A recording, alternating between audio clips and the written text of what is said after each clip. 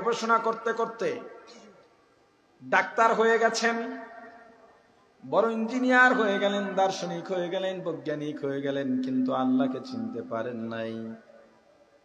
আপনি দুনিয়ার চোখে বড় জ্ঞানী হলেন, কিন্তু আল্লাহর দরবারে আপনি এখনো মূর্খই রয়ে গেছে। আল্লাহর সৃষ্টি নিয়ে যদি গবেষণা করা হয় কিভাবে আল্লাহকে চিনব, ওরে মুসলমান ইমানদার আল্লাহর গোলাম, পৃথিবীর থেকে সর্বপ্রথম যিনি চাঁদে গিয়েছিলেন বিজ্ঞানী নীল আর্মস্ট্রং। নীল আর্মস্ট্রং মুসলমান হয়েছিলেন সেটা আমাদের জানা নাই, কারণ এ সমস্ত ইতিহাসগুলো ওরা তুলে ধরে না। কারণ যদি মানুষ জানে সর্বপ্রথম চাঁদে যেই বিজ্ঞানী গিয়েছিলেন ওই বিজ্ঞানী যদি মুসলমান হয়ে যায়, এই খবর দুনিয়াবাসী জানতে পারলে মুসলমানদের সংখ্যা ভারী হয়ে যাবে। চেপে রাখা ইতিহাস, ফেলে দেওয়া ইতিহাস, বাজেয়াপ্ত ইতিহাস, এই বইগুলো পড়বেন, অনেক কিছু জানতে পারবেন অজানা, যেগুলো আমাদের সামনে আনা হয় নাই। যেমন উপমহাদেশ স্বাধীনতা আন্দোলনে উলামায়ে কেরাম জীবন দিলেন, বিশেষ করে উলামায়ে দেওবন্দ। এই উপমহাদেশ স্বাধীনতা আন্দোলনে ব্রিটিশ শাসকদের যারা তাড়িয়েছেন, এই যুদ্ধ শুরু হয়েছিল শাহ আব্দুল আজিজ মুহাদ্দিস দেহলভী রহমাতুল্লাহ আলাইহির আহ্বানে, কোন সেকুলারের আহ্বানে নয়, দুনিয়ার কথিত কোন দার্শনিকের আহ্বানেও নয়, মহাত্মা গান্ধীর আহ্বানেও নয়, যদিও ইন্ডিয়ানরা মহাত্মা গান্ধীরই বড় কিছু মনে করে। কিন্তু এই যুদ্ধ শুরু হয়েছিল কার ডাকে? শাহ ওলিউল্লাহ মুহাদ্দিস দেহলভী রহমাতুল্লাহ আলাইহির সাহেবজাদা আল্লামা শাহ আব্দুল আজিজ মুহাদ্দিস দেহলভী রহমাতুল্লাহ আলাইহির ডাকে যুদ্ধ শুরু হয়েছিল।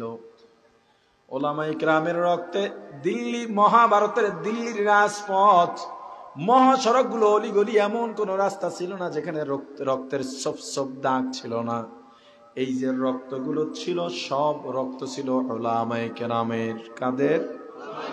দিল্লি থেকে খায়বার পর্যন্ত রাস্তার দুই ধারের এমন কোন গাছ নাই যে গাছের শাখা প্রশাখার ডালপালা বাকি ছিল না যেখানে উলামায়ে কেরামের লাশ ঝুলানো হয় নাই। উলামায়ে কেরামকে চুরের চামড়া পেঁচাইয়া সবচাইতে বেশি চর্বি হলো শুয়োরের মধ্যে, যেগুলো আগুন লাগলে বেশি জ্বলে। উলামায়ে কেরামের শরীরের মধ্যে শুয়োরের চামড়া পেঁচাইয়া আগুনের কুণ্ডলী বানাইয়া এক আলেমের সামনে আর এক আলেমকে জ্যান্ত আগুনের মধ্যে পোড়াইছে। এই উলামায়ে কেরামের অবদানকে লুকাইয়া রাখছে ইন্ডিয়ান ইতিহাস। মাদানী পরিবারকে কিছুটা ক্রেডিট দিয়েছে, তাও একদম সামান্য, এক কোনাকাঞ্চিতে। বাংলাদেশের মুক্তিযুদ্ধ, এখন যত যাত্রা নাটক হয়, সিনেমা হয়, রাজাকার পাঠ দেখাইলেই নাকি উলামায়ে কেরাম তথা দাড়ি টুপি আর জুব্বা লাগাইয়া দেখানো হয় এটা রাজাকার। অথচ বাংলাদেশে তো এই দৃশ্য ছিল না মুক্তিযুদ্ধকালীন। এদেশে মুক্তিযুদ্ধ হয়েছে কেন? কোন পাওয়ারে হয়েছে? বঙ্গবন্ধু যখন ভাষণ দিয়ে মুক্তিযুদ্ধের সূচনা ঘোষণা দিয়েছিলেন ঐতিহাসিক ৭ই মার্চ সোহরাওয়ার্দী উদ্যানে, তিনি বলেছিলেন কি? রক্ত যেহেতু দিয়েছি তবু এদেশের মানুষকে মুক্তি করে ছাড়বো। জোরে বলেন পাওয়ারটা কোথায়? টের পাও নাই? এদেশের মুক্তিযুদ্ধের ভিত্তি তুমি তাওহীদের উপরে, একত্ববাদের উপরে, আল্লাহর উপরে, আল্লাহর নামের উপরে। এদেশের মুক্তিযোদ্ধারা দিনে মুক্তিযুদ্ধ করেছেন, রাতে অস্ত্র পাশে রেখে আল্লাহর দরবারে তাহাজ্জুদে দোয়া করেছেন। মাওলানা ভাসানী রাহিমাহুল্লাহ জিহাদের আয়াত শুনিয়ে শুনিয়ে মুক্তিযোদ্ধাদের উদ্বুদ্ধ করেছেন। সাহাবায়ে কেরাম এভাবে ঝাঁপিয়ে পড়েছিলেন, সাহাবায়ে কেরাম এভাবে মোকাবেলা করেছিলেন। মুক্তিযুদ্ধের, এই বাংলাদেশের মুক্তিযুদ্ধের ইতিহাসেও ওলামায়ে কেরামের অবদানকে এড়িয়ে যাওয়া হয়েছে। আর এখন নাটক সিনেমার মাধ্যমে ওলামায়ে কেরামকে বিকৃতভাবে উপস্থাপন করা হচ্ছে। নীল আর্মস্ট্রং চাঁদে গিয়ে দেখলেন চাঁদের মধ্যে একটা দাগ দেখা যায়, ফাটলের দাগ। এতদিন জানতাম চাঁদে কোনো কলঙ্ক নাই, চাঁদের ভিতরে দাগ এলো কোত্থেকে? চাঁদের দেশ থেকে নেমে এলেন, গবেষণা শুরু করলেন, একটা তথ্য পেলেন নবীজির চাচা আবু জাহেল নবীজির কাছে গিয়ে একদিন হাতের মুষ্টিবদ্ধ করে বলতেছে, মোহাম্মদ বাতিজা পারলে বলো তো আমার হাতের মুষ্টিতে কি আছে? যদি বলতে পারো তাহলে ইসলাম কবুল করে ফেলবো। হুজুর বললেন, চাচা আমি বলবো না হাতের মুষ্টিতে যেটা আছে ওইটাই বলে দিব? আবু জাহেল কি পাগল হয়ে গেছে? হাতের মুষ্টিতে কি আছে সেটা তো আমি জানি, আর কথা বলবে কত? শুকনা খেজুরের আটি। এই রাসূলের সঙ্গে আবু জাহেলের কথাবার্তা চলতেছে, এর মধ্যে খেজুরের দানা বলে উঠল, আশহাদু আল্লা ইলাহা ইল্লাল্লাহু ওয়াহদাহু লা শারীকা লাহু ওয়া আশহাদু আন্না মুহাম্মাদান আবদুহু ওয়া রাসূলুহু। আবু জাহেল কয়, ভাতিজা তুমি এত বড় জাদুকর তা তো জানতাম না। চলে গেছে। আর একদিন গিয়া বলে, মোহাম্মদ আজকে যদি একটা কাজ করে দেখাইতে পারো তাহলে বুঝবো এটার জাদু নয়, এটা মুআজিজা। এটা যদি করে দেখাইতে পারো আজকে আর ভুল হবে না, আমি মুসলমান হয়ে যাব। নবীজি বললেন, কি করতে হবে? এবার বলল, একটা পোড়া খেজুরের আটি, আগে আনছিল শুকনো, এইবার এটা পোড়া। কয়টা মাটির ভিতরে রোপণ করো, পোতো, এরপর গাছ বানাইয়া দেখাও। এটা মুআজিজা দ্বারা সম্ভব। গাছ বানাইয়া দেখাও।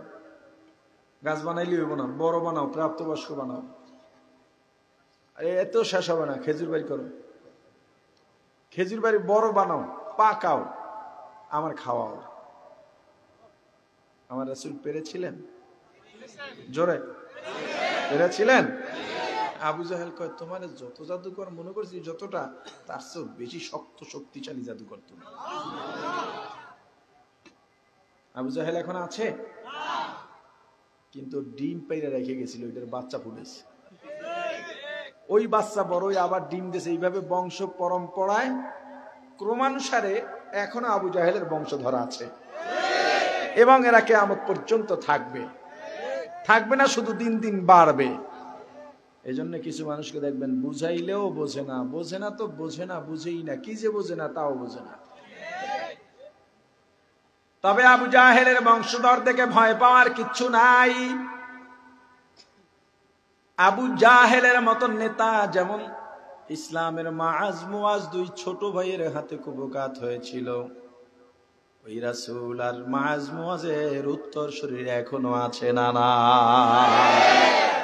সংখ্যায় যত কম হোক, রাসূলের মহব্বতের উম্মতের কাছে সারা দুনিয়ার অপশক্তি কিচ্ছু না, একদম কিচ্ছু না। প্রাণের ভাই আমার, আবু জাহেল একদিন গিয়া বলে, মোহাম্মদ দুনিয়ার জাদুকরের জাদু আসমানে কাজে লাগে, দুনিয়ায় কাজে লাগে, আসমানে কাজে লাগে না। তবে মুআজিজা আসমানেও কাজে লাগে। আজ যদি তুমি একটা কাজ করে দেখাইতে পারো, আজকে আর ভুল হবে না। আমি আজকে ইসলাম গ্রহণ করবই, তোমাকে নবী মেনে নেব। নবীজি ডাক দিয়া বললেন, চাচা কি করা লাগবে? বলে, আকাশের যে চাঁদ আছে, চাঁদকে দুইটা ভাগ করে দেখাও, দুইটা খণ্ড করে দেখাও। আমার রাসূলের হাতের আঙ্গুল ইশারা করলেন, সঙ্গে সঙ্গে কাঁপতে কাঁপতে চাঁদটা দুইটা ভাগ হয়ে গেছে। মুহাম্মদ আরবি হ্যায় ওয়া নবী রাস্তে পেশোয়া, मुहम्मद अरबी है व नबी रस्ते पे शोआ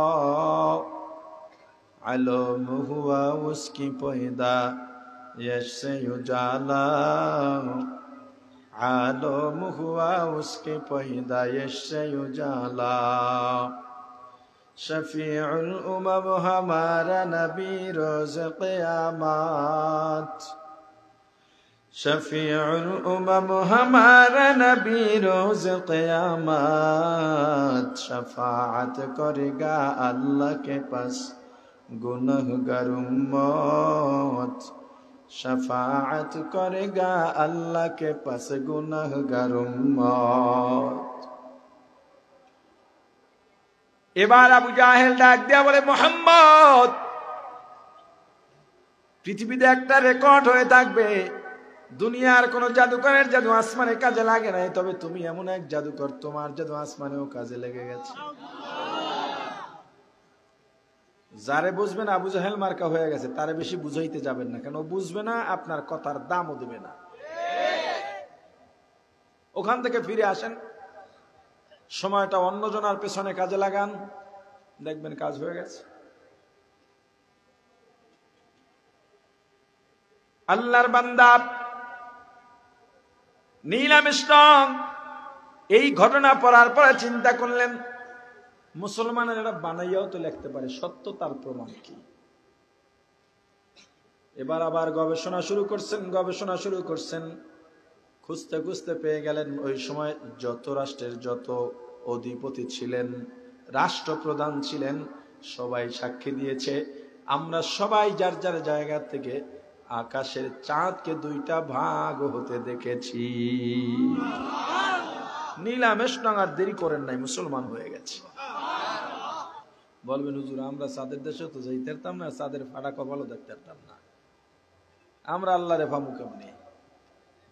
আল্লাহকে পাওয়ার জন্য মূলত চাঁদে যাওয়া দরকার নাই, আল্লাহকে চেনার জন্য মক্কা মদিনাও যাওয়ার দরকার নাই, আল্লাহকে চেনার জন্য আমেরিকা ইউরোপ যাওয়ার দরকার নাই, মসজিদে যাওয়ার দরকার নাই, মাদ্রাসায় যাওয়ার দরকার নাই। মসজিদ মাদ্রাসায় যাব আল্লাহকে চেনার জন্য না, আল্লাহকে চিনি বলে মসজিদে যাব, আল্লাহকে চিনি বলে মাদ্রাসায় যাব, চেনার জন্য না। মুসলমান ইমানদার,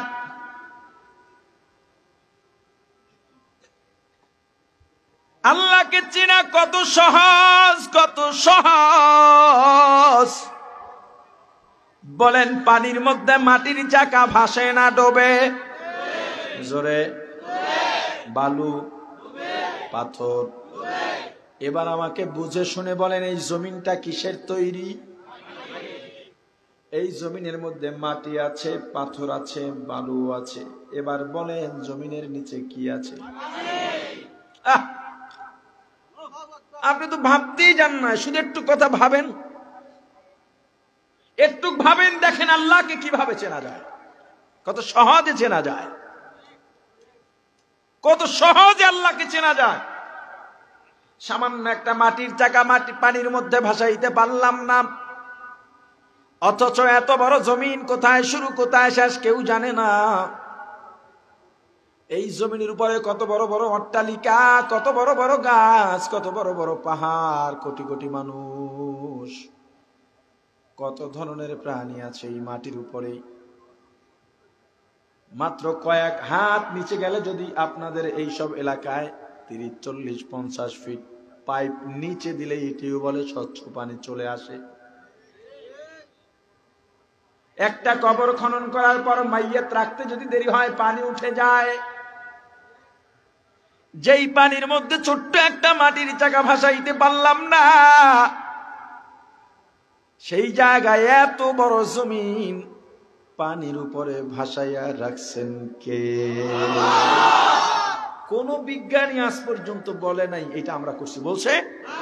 আল্লাহ বলছেন আমি করছি। যেহেতু আল্লাহর দাবির বিরুদ্ধে কেউ আপিল করে নাই, অবজেকশন দেয় নাই, অতএব এটা আল্লাহর দাবি সত্য না মিথ্যা? জোরে বলেন।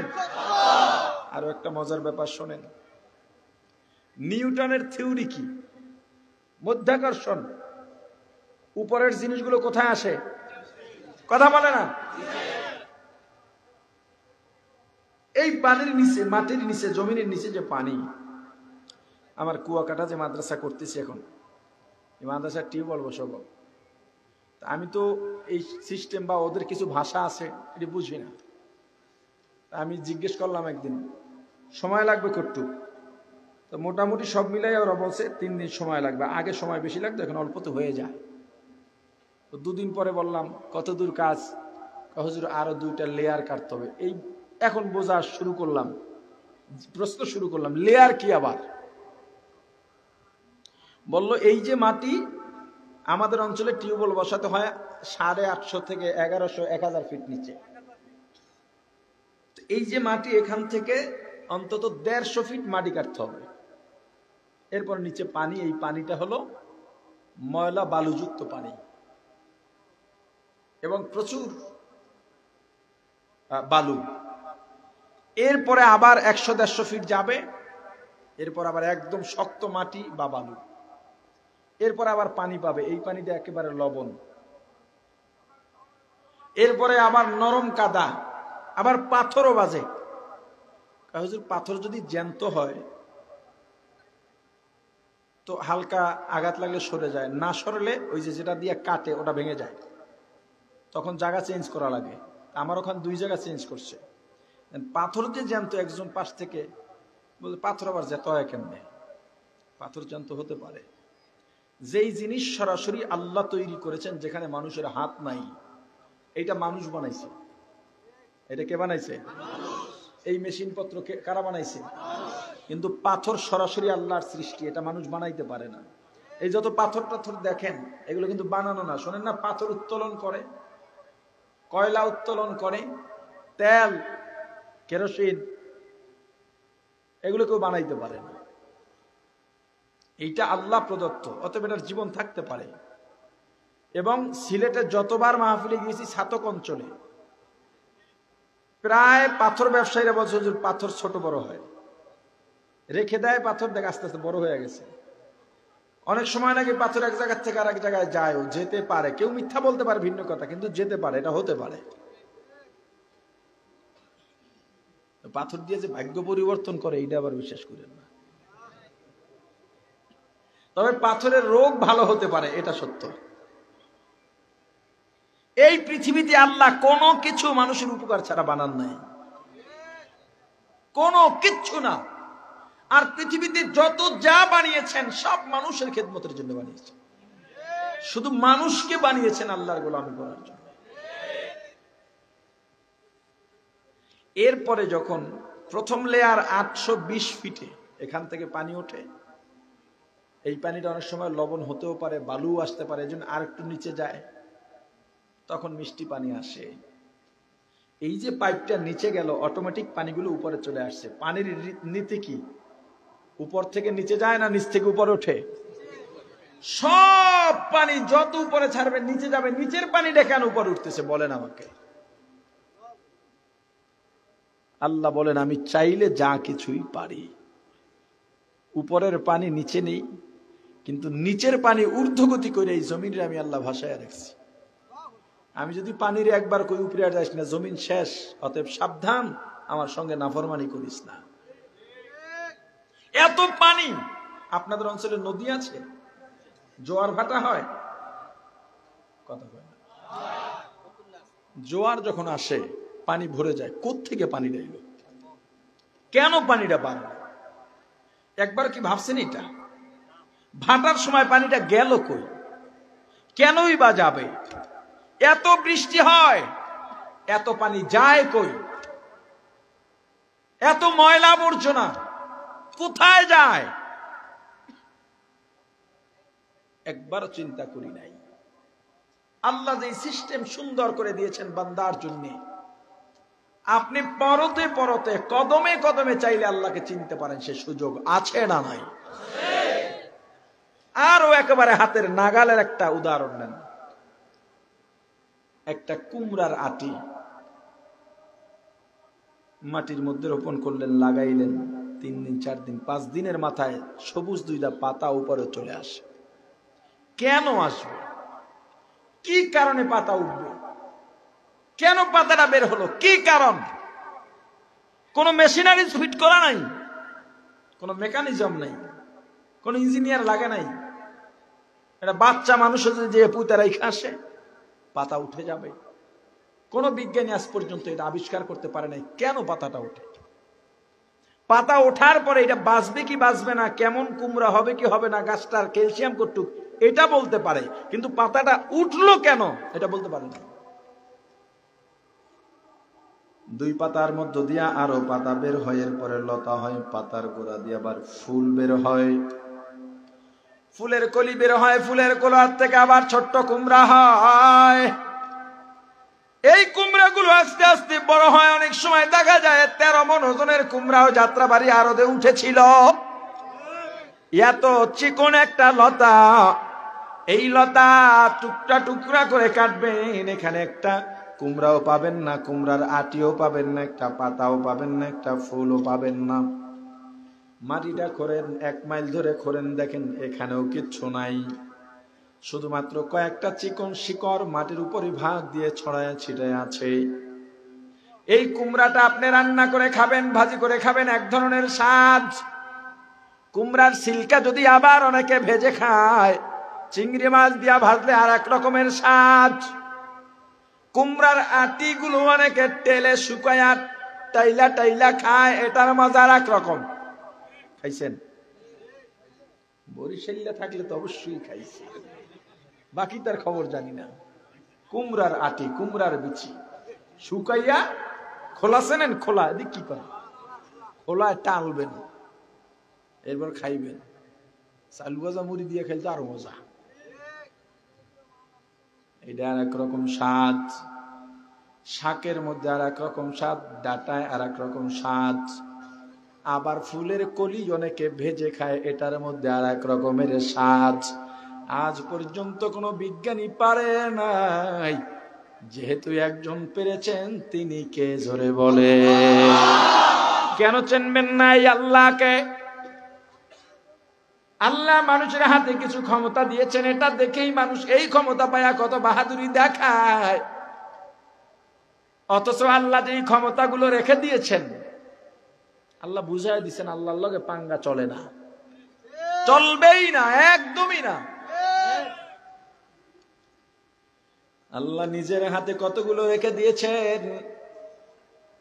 মায়ের গর্ভে যে বাচ্চা যায়, বাচ্চাটা নিতে যেই বাচ্চাটা থাকে, একবার ভাবেন 9.5 মাস 10 মাস 10.5 মাসের একটা পূর্ণাঙ্গ বাচ্চা পেটের মধ্যে আল্লাহ মুসরাইয়া বসায় রাখে। এই বাচ্চাটা দুনিয়াতে ভূমিষ্ঠ হওয়ার পর একটু মুসরাই রাখেন তো, কত বড় পারেঙ্গাল আপনি দেখা যাবে? পারা যাবে? মুসরাইতে পারবেন? আল্লাহ রাখলেন কেমনে? আল্লাহ বলেন পৃথিবীর এমন কে আছো, এত বড় বাচ্চা একটা সংকীর্ণ সূরক দিয়ে আমি আল্লাহ সুস্থ মতে বাইর করে দিলাম। শুধু কি তাই, পৃথিবীর মানুষ যন্ত্রণা সহ্য করতে পারে, ওই মায়ের যন্ত্রণার ডিগ্রি তার কাছে ছেলে মেয়ে হয় না। আহারে, আবার অনেকের সব কিছু আছে, এরপরেও ছেলে মেয়েই হয় না। আল্লাহকে কেন চিনবা না? আল্লাহ যদি চান 10টা আঙুল দেবেন, আল্লাহ যদি চান 8টা দেবেন। কারো ক্ষমতা নাই যে তুই পেটের মধ্যে থাক আর একটা আঙ্গুল বানাই তারপরে বের হ। আল্লাহ যদি বলেন 4টে দেবো, 4টেই। আল্লাহ যদি বলেন 10টার জায়গায় 11টা বা 12টা দেবো, ওইটাই। কথা বলে না? এর বাইরে যাবে না, যেতে পারবে না। আল্লাহর ক্ষমতা কতটুকু, আল্লাহর পাওয়ার। ইন্নামা আমরুহু ইযা আরাদা শাইআন আন ইয়াকুল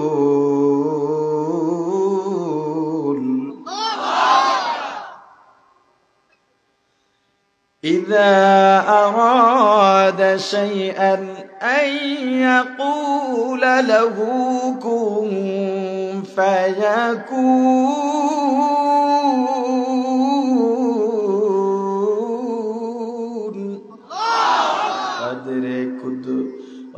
ইকতদারি বর কামাল আনতা রব্বি আনতা হাসবি জুল জালাল। ক্ষমতাটা কার? আল্লাহ।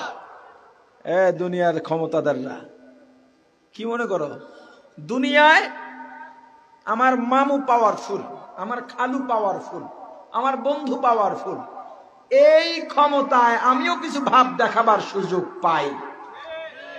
পরকালে এটি চলবে না। যাও অতএব দুনিয়ায় যা করার করে যেতে পারো, মাস্তানি যা দেখাবার দেখাইতে পারো, দেখাও। তোমার ভাই অফিসার, তোমার মামা সেনা বড় অফিসার, তোমার অমুক রাজনীতিবিদ, তোমার অমুক গডফাদার, এই ক্ষমতা দেখাই এলাকার মানুষের ভয় দেখানোর মতো বুজুর্গ আছে না নাই? বুজুর্গ না বুজুর্গ? এটা দুনিয়াতে করো, করে যাও, কিয়ামতের ময়দানে বেল নেই। কারণ এই দুনিয়াতে এই সমস্ত পরিচয়ের কোনো ভ্যালুই আল্লাহর কাছে নাই। এই দুনিয়াতে কে কোন বংশের, কে কোন পদের, এটা আল্লাহ দেখেন না। এই দুনিয়াতে আমাদের একটাই পরিচয়, আমরা গোলাম। কার গোলাম? আল্লাহ। কিয়ামতের ময়দানে দেখেন আমার রাসূল সাল্লাল্লাহু আলাইহি ওয়াসাল্লাম তার আদরের কন্যা ফাতেমাকে বললেন, যে আম্মা জান, শ্রেষ্ঠ নবীর মেয়ে বলে পরকালে কোনো সুবিধা কিন্তু পাইবা না, তোমার কাজ তুমি করে যাইও। আর এই দেশের কিছু ভণ্ড পীর আছে, তোরে যদি পার করাইতে না পারি তো কির পীর হইলাম। ওরে বাপ পার থাকবি দৌড়ের উপর, তুই আবার কারে পার করাবি? হ্যাঁ, তুই আবার কারে পার করাবি? মুসলমান ইমানদার, কিয়ামতের ময়দান পয়গম্বর ইব্রাহিম আলাইহিস সালাতু ওয়াস সালাম নাম শুনছেন? আল্লাহ তারে কি বলে ডাকতেন? কথা কয় না, কি বলে? খলিল বলে ডাকতেন। আল্লাহর দেওয়া উপাধি, আল্লাহর দেওয়া লকব। আমরা তো নেতা নেত্রীর পিছনে কতটা নিজেরা লাগাইয়া দিই, কত উপাধি। মাফ না পাইয়া কবরে গেলে ঠেঙ্গানি ঠেলায় উপাধি যাইব কই? আল্লাহ নিজে উপাধি দিয়া দিচ্ছেন। দেখেন কিয়ামতের ময়দান ইব্রাহিম আলাইহিস সালাতু ওয়াস সালাম নিজের বাবাকে দেখবেন মুমূর্ষ অবস্থায়, বিবর্ণ অবস্থায়, এক পাশে অসহায় হয়ে বসে আছে। মাইর দিয়া পুরা থতমা উলিয়ে লাইছে। পয়গম্বর আফসোস করে অভিমান করে বলবেন, আপনাকে বারবার দুনিয়াতে বলছি আপনি শিরিক কইরেন না, কুফর কইরেন না, আপনি আমার কথা শুনেন, মূর্তি পূজা বাদ দেন, গায়রুল্লাহর পূজা কইরেন না। কুল হুয়াল্লাহু আহাদ, আল্লাহকে আপনি এক বলে মানেন, আল্লাহ ছাড়া কারো কাছে আর হাত পাতা যাবে না। আশহাদু আল্লা ইলাহা ইল্লাল্লাহ ওয়াহদাহু লা শারীকা লাহ, এর বাইরে যাওয়ার কোনো সুযোগ নাই। কিন্তু আপনি আমার কথা শোনেন নাই, আমার কথা মানেন নাই। পয়গম্বরের বাবা ডেকে বলবে, আজকে আর তোমার অবাধ্য হব না, আজকে তুমি যা বলবা তাই মানব। পয়গম্বর আল্লাহর কাছে গিয়া বলবেন, আল্লাহ আমাকে আপনি প্রতিশ্রুতি দিয়েছিলেন, আমাকে আপনি লাঞ্ছিত করবেন না, অপমানিত করবেন না। যার ফলশ্রুতিতে নমরুদ আগুনে ফালাবার সময় আমাকে যখন উল্লঙ্ঘ করতে চাইছিল, আপনি জান্নাতি পোশাক দিয়ে আমাকে আবৃত করেছেন। নমরুদের আগুনকে আপনি আমার জন্য জান্নাতের বাগান বানিয়ে দিয়েছেন। কত বড় পয়গম্বর! এই পরিবারের যে কোরবানি আর ত্যাগ, এরা ইতিহাসে রাসূলের পরে শ্রেষ্ঠ। সব নবীদের ত্যাগ আছে, কিন্তু এইটা পরিবার, একেবারে পারিবারিক ত্যাগ, পারিবারিক কোরবানি, গরু কোরবানি না, আত্মত্যাগ। আত্মত্যাগ মানে কি? নিজের মিটাইয়া দেওয়া, কোরবানি দেওয়া। ছেলে মেয়ে হয় না, 90 কোঠায় বস আল্লাহর কাছে দোয়া করতেছেন, রব্বি হাবলি মিনাস সালিহিন, আল্লাহ নেক সন্তান দেন। আপনি কয়দিন নেক সন্তান চাইছেন? এই অজে বইয়া হুজুরি কয় কি স্ক্র্যাপ মার্কা তোমার চেহারা, মেসি রোনাল্ডোর মতো তোমার চেহারা হতে হবে। মাদ্রাসার ছাত্রদের এক হুজুরি কয়দিন আগে ওয়াজ করছিল। আর আপনার এটি নিয়েই তো মাইতে আছেন নাকি? কথা কয় না, কথার আওয়াজ কম কেন? কি ঠিক?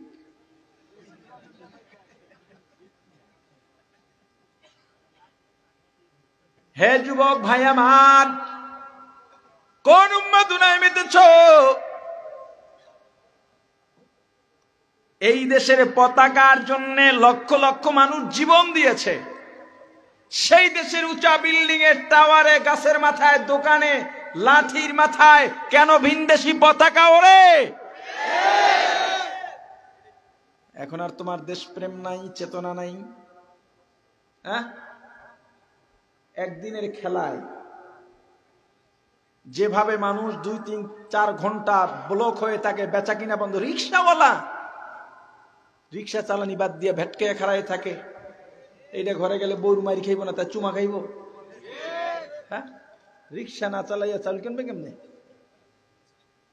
এই যে সব স্থবির হয়ে থাকে। 1000 কোটি টাকার গেঞ্জির পিছনে 1000 কোটি টাকা খরচ হচ্ছে, পতাকার পেছনে কোটি কোটি টাকা খরচ হচ্ছে। একটা হরতালেও অর্থনৈতিক এত ধস এই দেশে নামে না। এই দেশের রিজার্ভ খালি হবে না তো কোন দেশের রিজার্ভ খালি হবে? এই দেশের প্রধানমন্ত্রী দুর্ভিক্ষের অপেক্ষা করতে বলবে না তো কিসের অপেক্ষা করতে বলবে? আমি মনে করি এই বিদেশি উন্মাদনায় মেতে যারা ভিনদেশি পতাকা উড়ায়, এদের ব্যাপারে যদি আইন থাকে তো ভালো, আইন না থাকলে আইন করে এদেরকে শাস্তির আওতায় আনা দরকার। ওই দেশের মানুষ তোমারে চেনে? যাদের জন্য পাগল তারা তোমারে চেনে? কয়েক বছর আগে নাকি ওই দেশের মানুষ বাংলাদেশের নামই শোনে নাই।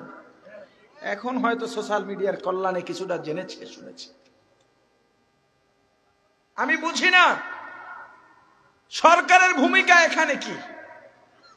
ভিনদেশি পতাকা ওড়ে, সেখানে তারা নিশ্চুপ কেন? বাংলাদেশে একটা স্যাটেলাইট চ্যানেল আছে রাষ্ট্র নিয়ন্ত্রিত, বিটিভি। কয়েকদিন আগে একজনে আমাকে একটা ভিডিও পাঠাইছেন দেখার জন্য বিটিভির। সেই চ্যানেলে, রাষ্ট্র নিয়ন্ত্রিত স্যাটেলাইট চ্যানেলে, সেই দেশের সমর্থকদের নিয়ে বিতর্ক আয়োজন করেছে। তো পছন্দ গোড়ায় ধরেছে, কাকে কি বলবেন? 2-4 জন বন্ধু বান্ধব আছে যারা ডিফেন্সে চাকরি করে। কিরে ভাই কিছু ব্যবস্থা করেন না? করতে করবো। থানার মধ্যে মারামারি কে কোন দল করে?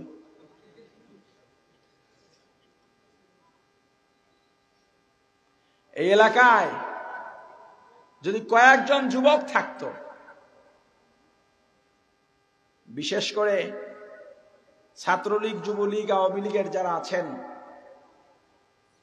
এই দেশের সবাই দেশকে ভালোবাসে, কিন্তু আপনারা তো অভিভাবকত্ব করছেন দেশপ্রেমের। আপনাদের সামনে এই পতাকা ওড়ে কেমনে? নাকি আপনারা উড়ান? মাত্র 10 থেকে 20টা যুবক যদি প্রস্তুত থাকে, এই আরাফাত নগরে কোনো ভিনদেশি পতাকা উড়বে না। কত মানুষ রাত্রে ঘুমাতে কষ্ট হচ্ছে, কত অসুস্থ মানুষের রাতে কষ্ট হচ্ছে, কত শিশু রাতে ঘুমোতে পারছে না, কত নামাজি রাতে নামাজ পড়তে পারছে না। তুমি কি পেয়েছো? কি পেলে তুমি? কত মানুষের বদদোয়া তুমি গ্রহণ করতেছ? হারাম খেলায়, হারাম উদযাপনে আনন্দ প্রকাশ করে আওয়াজ করা শিরক। আরে কি আশ্চর্য! এটা কোন উন্মাদনা, কোন পাগলামি! ফিরে আসো ভাই, ফিরে আসো। যেই দেশ চেনো না, জানো না, যে দেশ তোমাকে চেনে না, জানে না, সেই দেশের পোশাক গায়ে পরছো। সেই দেশের মানুষ কোনোদিন এই দেশে ওয়াজ করতে আসে নাই। তোমাকে কথা বলে নাই, ভাই তোমার হাতে পায়ে ধরছি, আমাদের একটা জার্সি পরলে তুমি জান্নাতে যাইবা। কি বলছে? ওই দেশের জার্সি পরলে তুমি 10টা টাকা পাইবা বলছে নাকি? আমার রাসূলের সাথে তোমার মোলাকাত হবে, নাজাত পাওয়া যাবে ব্রাজিল, আর্জেন্টিনার পোশাক পরলে। কথা বলে না?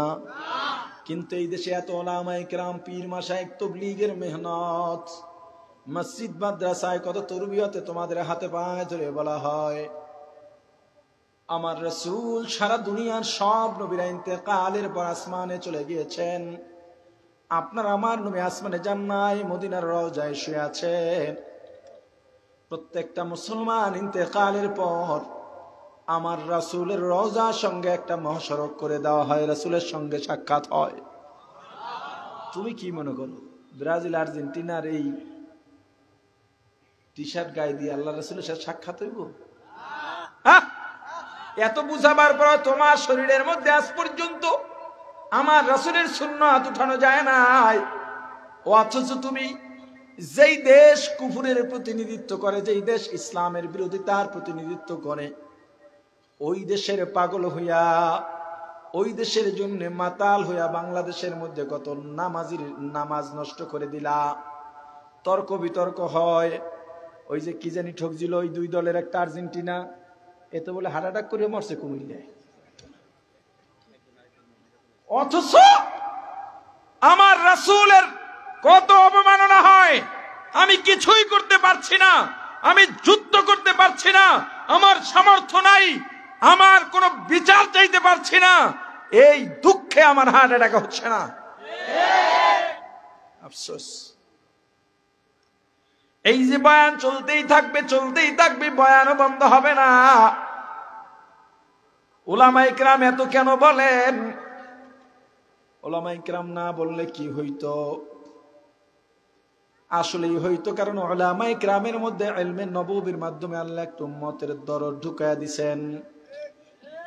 উলামায়ে কেরাম তাকায় তাকায় দেখতেছেন তুমি জাহান্নামের কিনারায় বসে বসে খেলা করতেছো, আজরাইল যদি এসে তোমাকে ধরে বসে, জাহান্নামে পড়া ছাড়া উপায় নাই।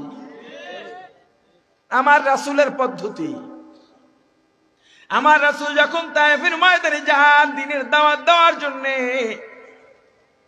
তায়েফের দুষ্ট কাফেররা ছোট ছোট ছেলেদের লেলিয়ে দিল, যাও এটা পাগল। ছোট ছোট ছেলে মেয়েরা পাগল দেখলে দুষ্টুমি করে। আপনার এলাকায় কোনো পাগল ঢুকলে যার সেন্স নাই, বুদ্ধি নাই, এই বুদ্ধি উঠায় নিছেন কে? জোরে বলেন। এদেরকে যদি দেখেন ছোট ছোট বাচ্চারা ডিস্টার্ব দেয়, ওদেরকে বারণ করবেন, ফিরায় রাখবেন। পয়গম্বর দ্বীনের দাওয়াত নিয়ে গেছেন, রিসালাতের দাওয়াত নিয়ে গেছেন, মুক্তির আহ্বান করতে গেছেন, সিরাতে মুস্তাকিমের পথ দেখাইতে গেছেন। কাফেরদের দুষ্ট দুষ্ট ছেলেরা পাথর মারা শুরু করছে, পাগল পাগল বলে চিল্লায়। আমার রাসূল সামনের দিকে তাকান, ওদিক থেকেও পাথর, ডানের দিকে ফিরলো পাথর, বামে ফিরলো পাথর, পেছন থেকেও পাথর। আমার নবী এত বুঝাবার চেষ্টা করেন, চিৎকার দিয়া বলেন, ওরে আমি পাগল না, পাগল না, পাগল না। কাউকেই বোঝানো যায় না, সবাই শুধু পাথর মারে।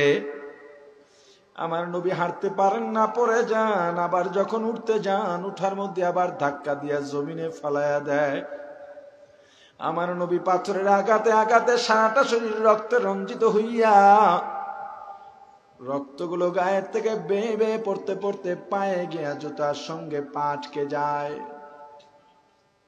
তায়েফের প্রান্তরে নবীজি যে দিন দিনের দাওয়াত দিতে যায়, সেদিন নবীজি আমার কত আঘাত সহিলেন।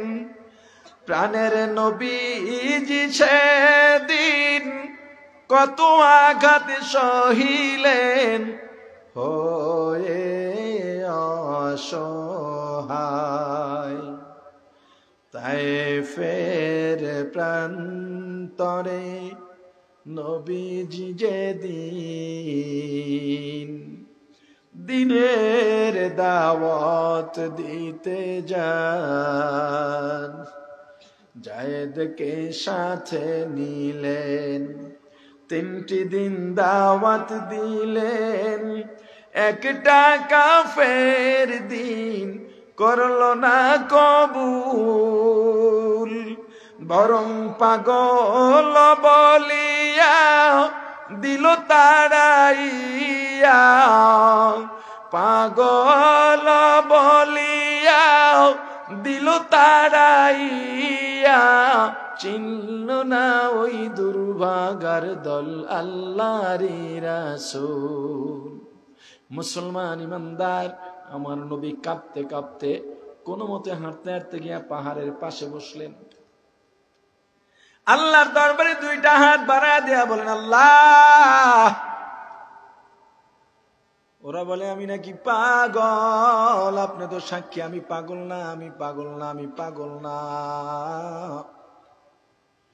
আল্লাহ, আমি রিসালাতের দায়িত্ব নিয়ে আসছিলাম, আপনার দেওয়া দায়িত্ব পালন করার জন্য আসছিলাম। আল্লাহ, ওরা পাগল বলে তাড়া দিল গো আল্লাহ। জিবরাইল এসে পড়েছেন। পয়গম্বর, আপনার কান্না বন্ধ করেন। আপনার কান্নায় পৃথিবীতে দুইবার আসমানের সমস্ত ফেরেশতারা কেঁদেছিল। একবার ইব্রাহিম আলাইহিস সালাতু ওয়াস সালাম নিজের সন্তান ইসমাইলকে যখন ছুরির নিচে দিয়েছিলেন, তখন আসমানের সমস্ত ফেরেশতারা কেঁদেছিল। আর একবার আমার রাসূল যখন তায়েফের প্রান্তরে মায়ের পাথরের আঘাতে আঘাতে রক্তাক্ত হইয়া পাহাড়ের পাশে বসে হাত উঠাইছিলেন, আমার রাসূলের কান্নায় আসমান কেঁদেছে, জমিন কেঁদেছে। আমার রাসূলের কান্নায় ফেরেশতারা কেঁদেছে, একটা ফেরেশতাও বাকি ছিল না। জান্নাত জাহান্নামও কেঁদেছে, পশু